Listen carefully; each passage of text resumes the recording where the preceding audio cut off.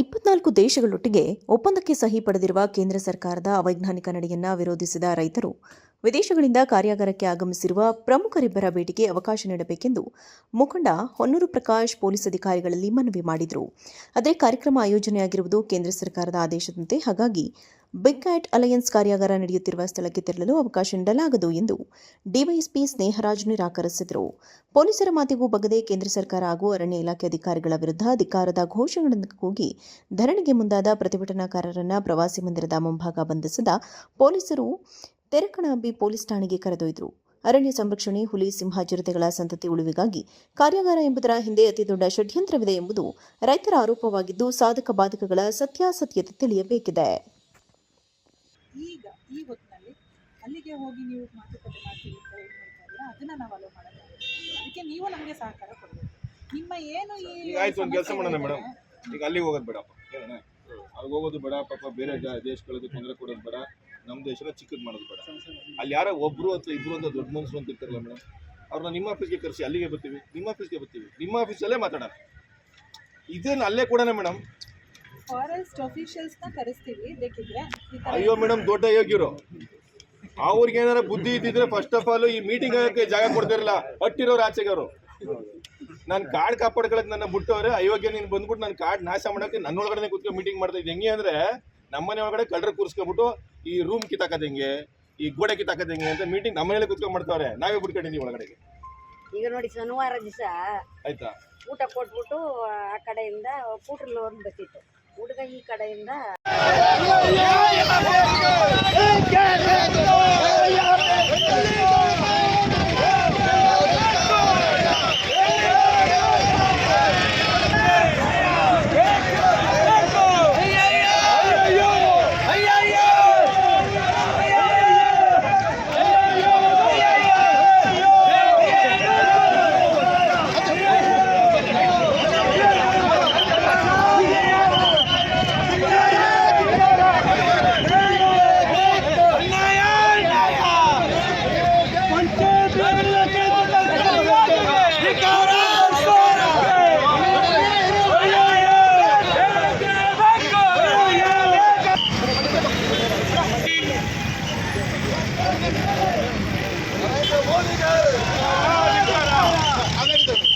ಕೇಂದ್ರ ಸರ್ಕಾರಕ್ಕೆ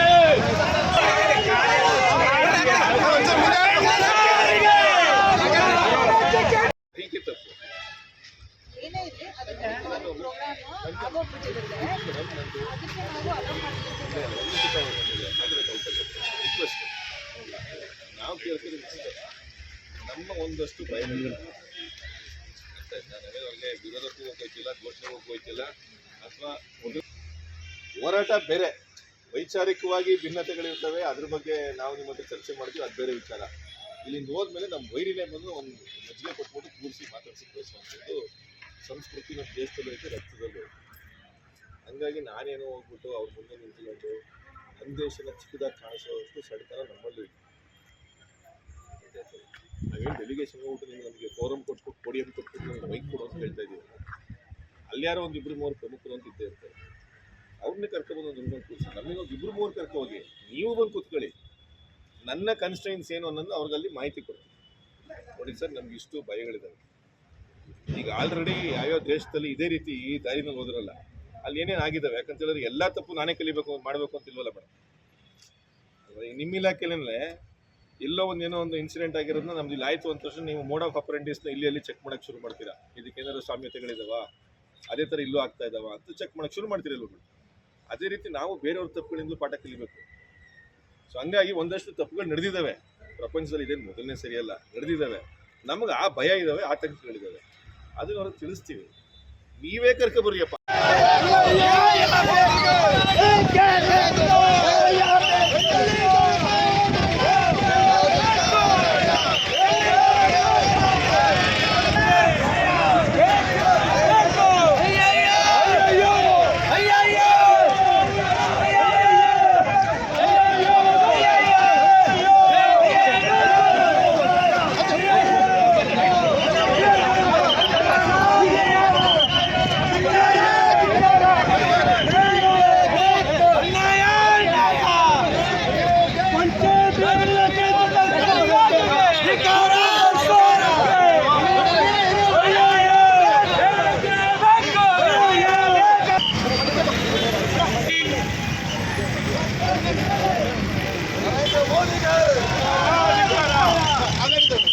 ಕೇಂದ್ರ ಸರ್ಕಾರಕ್ಕೆ